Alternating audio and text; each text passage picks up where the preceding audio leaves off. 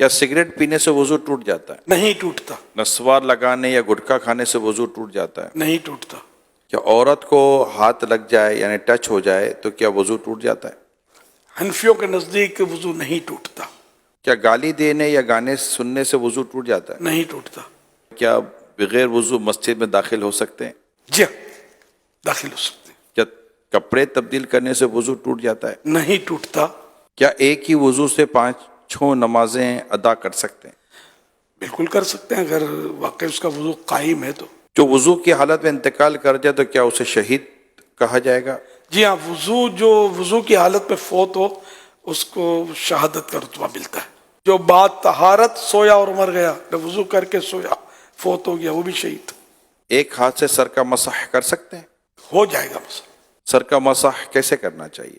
سنت تو یہ ہے کہ جیسے کہ دونوں ہاتھ تر ہیں اور سیدھے یہ ہاتھ ملا کے اس طرح لے جائیں کہ ہر بال جو ہے یہ اس پر تری پہنچے پانی کی، سر کے جتنے بال ہیں نا یہ ظاہر ان سب کے اوپر آ جائے، یہ سنت ادا ہو گئی۔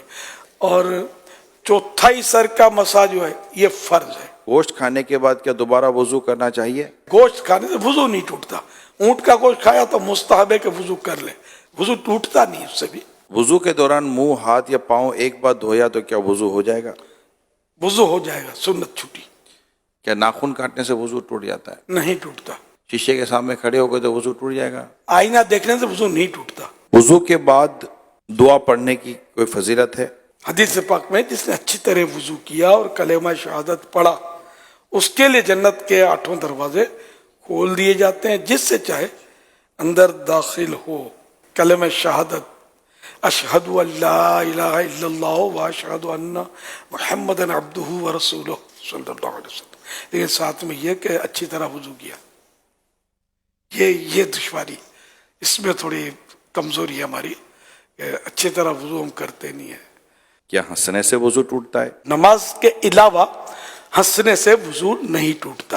اور نماز میں پھر یہ کہ بالغ جاگتے میں نماز کی حالت میں، کہ بعض اوقات نماز میں نیند بھی آ جاتی ہے، تو بالغ جاگتی حالت میں سجدے والی نماز میں جن میں سجدے ہوتے ہیں، ان میں اگر زور سے ہنسا، قہقہ جس کو بولتے ہیں، قہقہ لگا کر ہنسا تو اس کا وضو ٹوٹے گا، ورنہ اتنا ہنسا کہ خود اپنی آواز سنی دوسرا نہ سنے، اتنی آواز نہیں نکلی تو وہ نماز ٹوٹی، وضو نہ ٹوٹا۔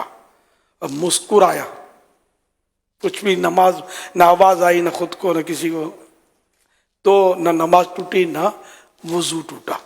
بھئی جتنے سوالات ہوئے جس میں آپ نے فرمایا وضو نہیں ٹوٹتا، لیکن اب اگر کچھ ایسے معاملات ہیں جیسے قہقہ لگانا یا گالی بکی کسی نے، یا جو ہے وہ عورت کو ہاتھ ٹچ ہو گیا، تو وضو اس کے بعد کر لینا یہ مستحب بھی ہے یا نہیں ہے؟ گالی دینا، غیبت کی، قہقہ لگا، جھوٹ بولا تو یہ مستحب ہو جائے گا کہ وضو کر لے، اور توبہ تو ویسے ہی فرض ہے جو گناہ کیے ہیں اس پر۔